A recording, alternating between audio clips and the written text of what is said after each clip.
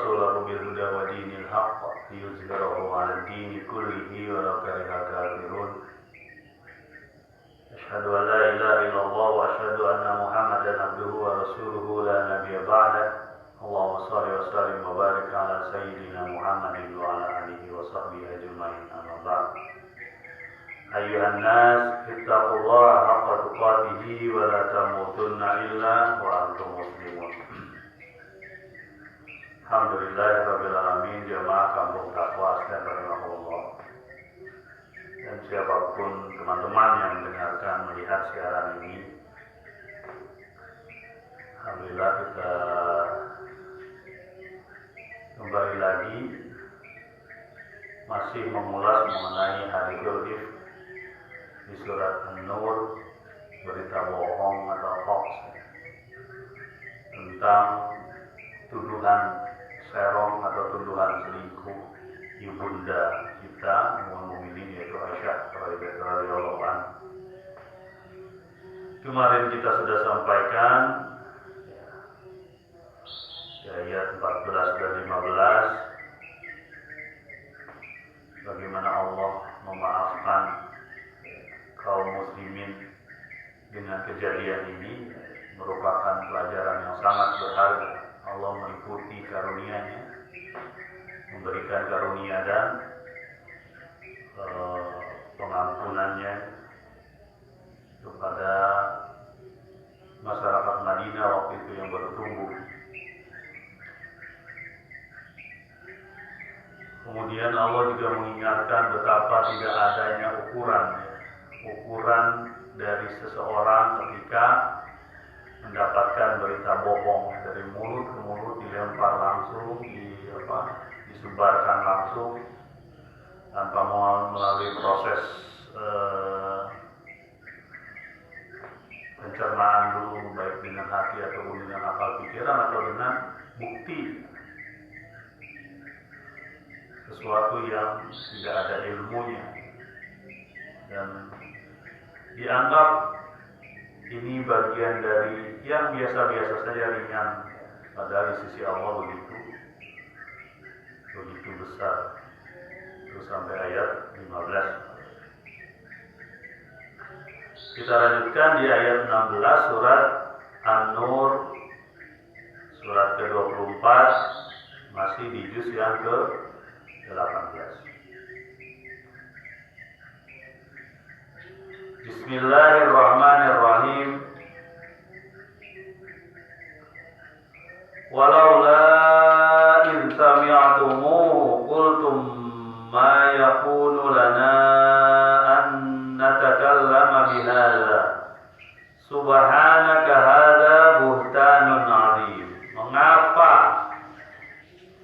Mengapa tidak ketika kalian mendengar berita itu, lalu kalian mengatakan pada diri sendiri, ma yakunu lana, tidak pantas bagi kita.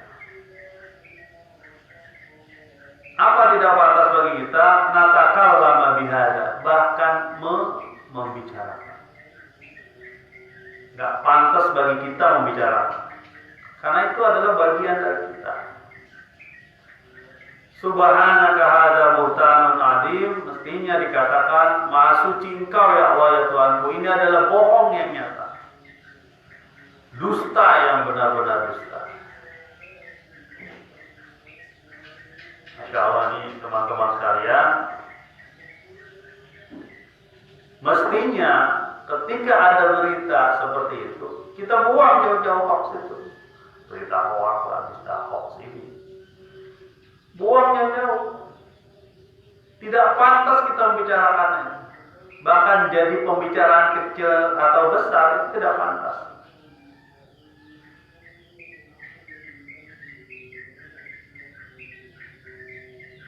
Nah, ini orang-orang yang mestinya punya ukuran. Kalau kemarin kan udah nggak ada ukurannya lagi, udah langsung aja. Mestinya orang-orang berpikir ini adalah dusta yang nyata dan dibuang jauh-jauh. Jauh-jauh. Kan nggak mungkin seorang istri Nabi yang suci, rumah kenabian yang suci, itu terjadi perselingkuhan atau perzinahan. Tidak mungkin. Mestinya ukuran yang tepat itu adalah ini hoax, ini berita dusta, ini berita bohong, ini perkataan dusta, perkataan bohong, lempar jauh. Jangan malah ditambah-tambah. Ini pengalaman lah bagi kita. Banyak orang-orang yang karena berita yang ditambah-tambah, akhirnya mungkin pergi dari rumah itu atau pergi dari masyarakat itu karena nggak tahan dengan omongan orang. Kalau kita perhatikan waktu itu,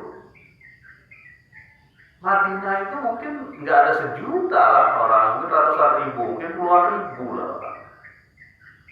Tetapi kota itu jadi ramai waktu itu, ramai dengan berita dusta.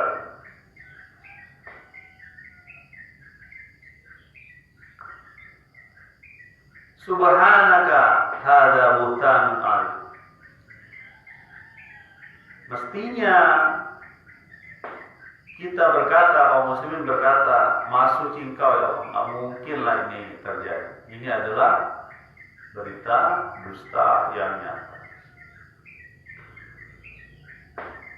Nabi SAW dalam satu hadisnya mengatakan, akbarul kabair, dosa besar yang teramat besar. Ini riwayat Abu Bakar. Ada 3. Jadi dosa besar yang teramat besar atau big dosanya lah kira-kira. Itu ada 3. Isyraku billah. Nah, yang pertama pasti ya, syirik kepada Allah. Dan itu sudah banyak. Inna syirka la zulmun alim. Syirik itu kezaliman yang besar. Jangan salah ya, kita masih suka salah tuh, syirik itu artinya iri, bukan ya. Syirik aja mah saya bukan, itu dipersempit makna syirik itu. Kalau di Indonesia ya, syirik itu jadi iri, bukan. Yang disebut syirik itu adalah menduakan Allah, menggantungkan diri kepada yang bukan Allah Subhanahu wa Ta'ala. Itu syirik. Kata Luqman itu disebut begitu. Kezaliman yang besar itu syirik. Jadi akbarul kabair yang pertama adalah syirku billah. Yang kedua uququl walidain, durhaka terhadap orang tua. Nah, durhaka kepada orang tua ini bagian dari akbarul kabair, ini hati-hati. Ya. Makanya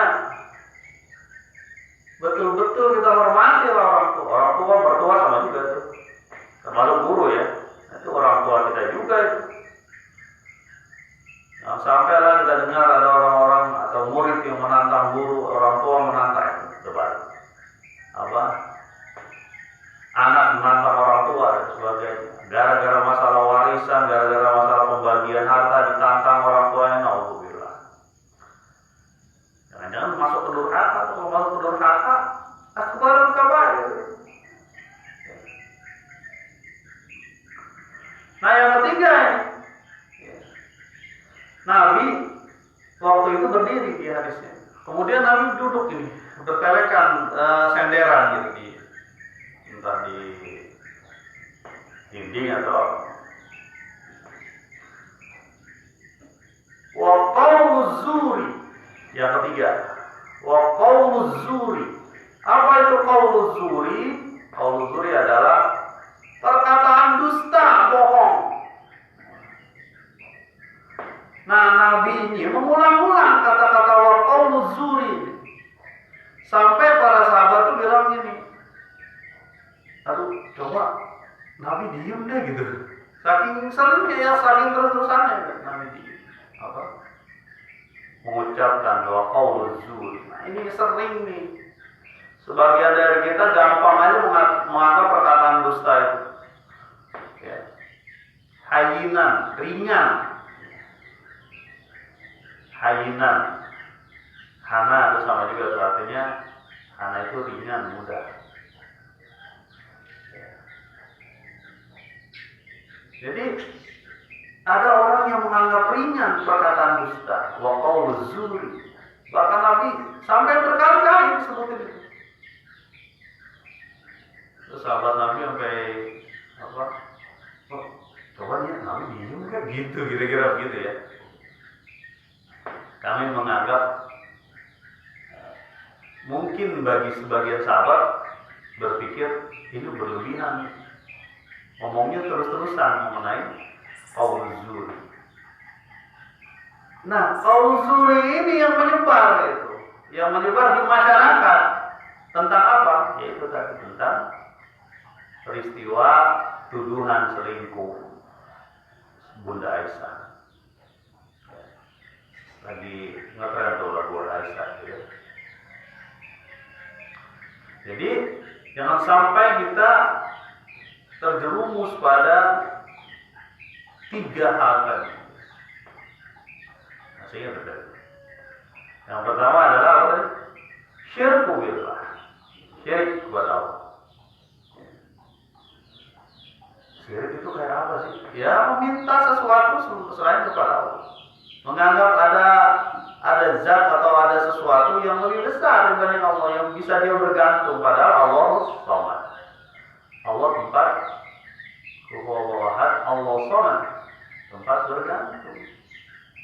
Jangan kepada yang lain. Ya. Kalau lagi dagang gitu kan, saya sering bilang tuh sama orang yang dagang, ketika jualan nih, kemudian saya kebetulan pelanggan pertama. Kemudian uangnya itu diambil, terus dikepretin ini, penglaris, bang jangan begitu. Kenapa? Alhamdulillah. Oh iya alhamdulillah. Gitu mestinya. Jadi diingat bahwa masalah rezeki itu dari Allah. Ini duit jadi penglaris jangan. Bahwa ini adalah rezeki dari Allah. Hukukul walidain yang kedua juga sama masalahnya. Karena betapa banyak orang yang tidak berkah hidupnya karena dia tidak menghormati orang tuanya, mertuanya, gurunya. Ya, gampang aja dia walaupun memang saya sampaikan, walaupun memang kadang ada sifat orang tua yang mungkin yang menjengkelkan. Ya. Habis dibilangin udah ngerti. Ini namanya orang tua kan punya kemampuan yang terbatas. Bahwa dia akan kembali lagi seperti busur gitu, setengah lingkaran, akan kembali lagi ke masa-masa kecil. Mungkin ingatannya udah sebagian ada yang lupa. Jadi ketika ada orang tua di rumah kita, di lingkungan kita, itu kesempatan bagi kita untuk masuk surga.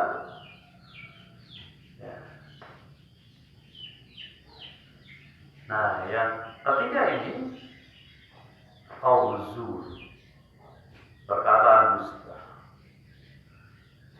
Makanya kita baru ingatlah, kita udah jadi orang tua ya. Ya sama anak juga sama diingatkan untuk tidak berdusta sekecil apapun. Ya. Pak, minta duit, buat apa? Mau beli layangan, ada duit. Padahal dia baru melihat bapaknya masukin uang 10.000 di kantongnya. Itu dusta itu. Mestinya jangan ngomong begitu. Ini bapak ada uang 10.000 itu buat beli beras, kalau dibeliin layangan atau dibeliin jajan, kita nggak makan. Gitu ngomong aja. Sama kayak ada orang mencari sesuatu ke rumahnya. Ada ibu di rumah. Bilangin kalau ada orang itu jangan kasih tahu emak di rumah ya. Itu mengajarkan bohong. Saya masih ingat tuh ada iklan dari KPK loh, Komisi Pemberantasan Korupsi itu. Orang-orang yang korupsi itu bermula dari apa? Dari kedustaan, bohong dan bohong. Ya. Bohong dan bohong contohnya apa? nyalin. Ketika lagi ujian dia nyontek kanan kiri. Bohong dan bohong lama-lama besar, biasa dengan kebohongan, sampai dia berdusta, sampai dia berusaha berkhianat hingga korupsi. Jadi betul-betul makanya Nabi berkata berkali-kali. Nah, perkataan dusta ini, nah inilah salah satu contoh yang disampaikan dalam Quran ini tentang orang-orang yang berkata dusta. Bohong. Ayat selanjutnya ayat ke-17. Kalau yang di rumah dibuka itu Al-Quran, pakai Android bisa lebih enak. Ya. Saya nggak punya aplikasi pakai Quran. Buka.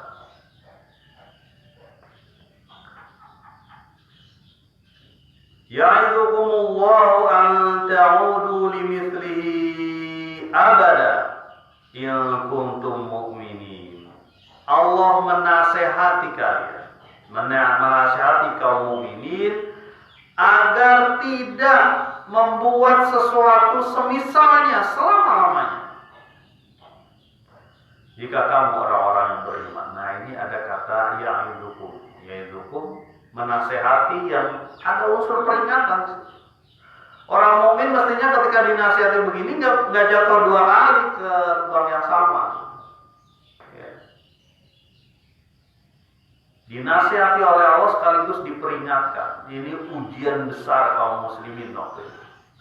Dan biasanya ujian-ujian ini nanti berulang. Di kelompok manapun ada ulangan-ulangan kayak gitu. Ada yang hancur karirnya gara-gara diserang fitnah. Banyak nih kejadian kayak gitu. Di Indonesia juga ada ulama yang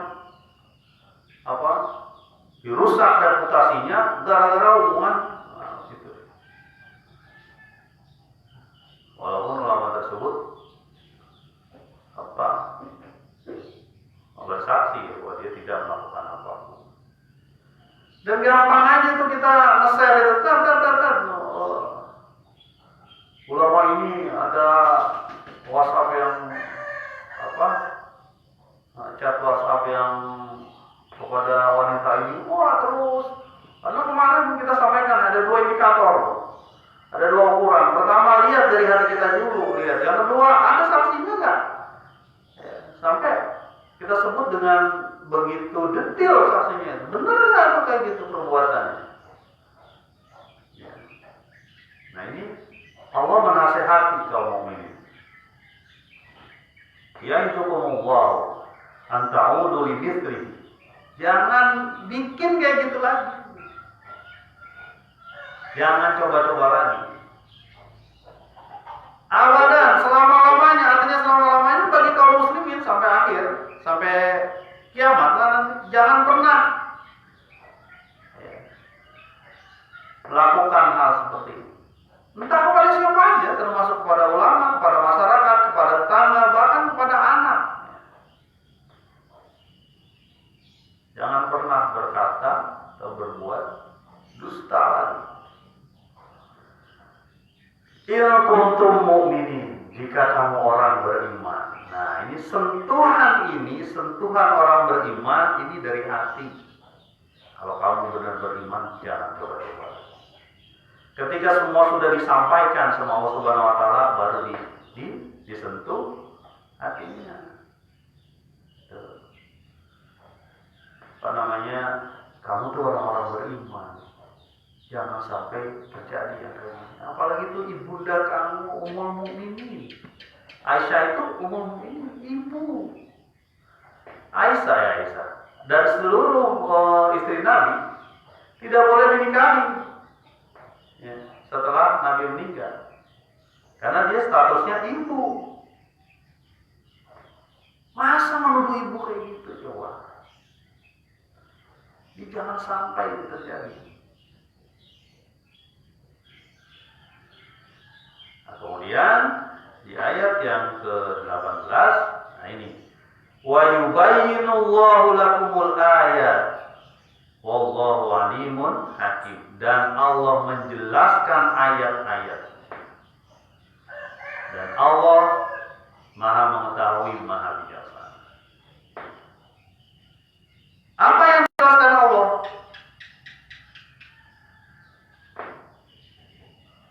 Bagaimana berita itu ditimbulkan? Bagaimana berita bohong itu disebarkan? Itu dijelaskan oleh Allah. Bagaimana hati, mulut-mulut manusia menyambung-nyambung gitu. Itu dijelaskan oleh Allah. Dan bagaimana Allah memberikan solusi. Nanti ada solusi-solusi tambahan di bawah. Ya, sampai Abu Bakar sempat nanti di ayat selanjutnya sempat mengatakan tidak mau memberi nafkah kepada orang mistok namanya. Ada beberapa solusi-solusi. Dan ini pertempuran, yaitulah yang disebut dengan salah satu jihad itu adalah nafsu. Nah, ini bulan puasa kita latihan melawan nafsu. Masih ada nggak perkataan-perkataan yang kayak gini nih? Yang rawan, titik-titik rawan biasanya titik-titik berkumpul. Ibu-ibu berkumpul di mana? Bapak-bapak berkumpul di mana? Ah, itu titik-titik rawan tuh. Coba cek, jangan-jangan di situ ada unsur-unsur kedustaan, kebohongan.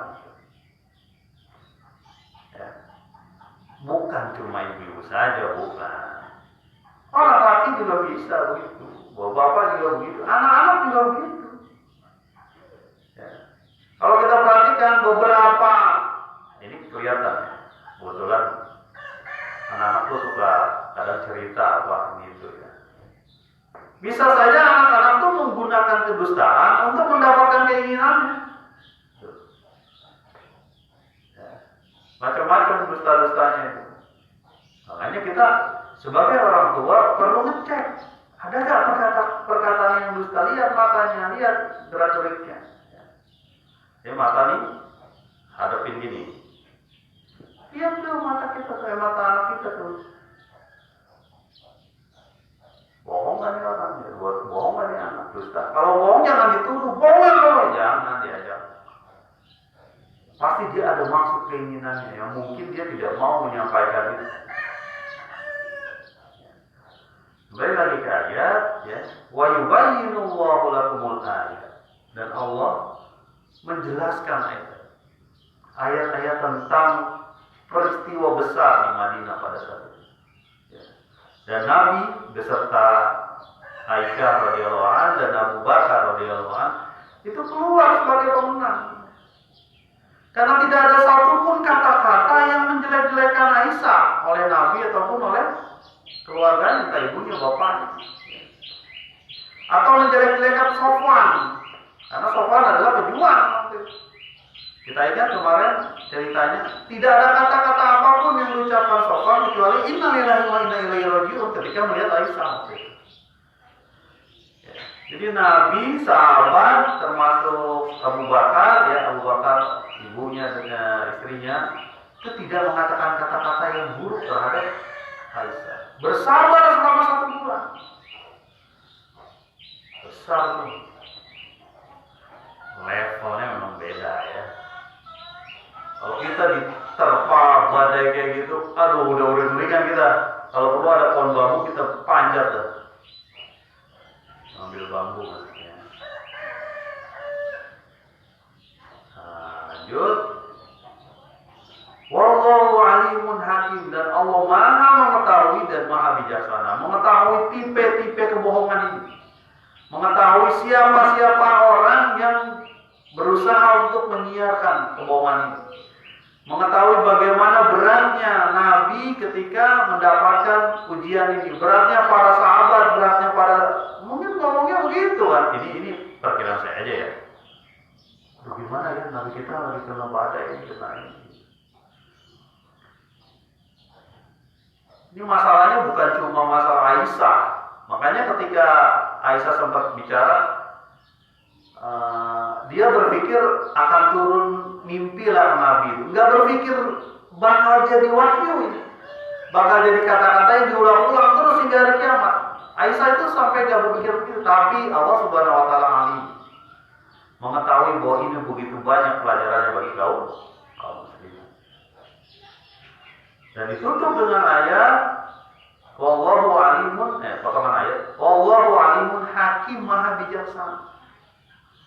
Ya, maha memberi solusi, maha memberi pemecahan masalah. Ya.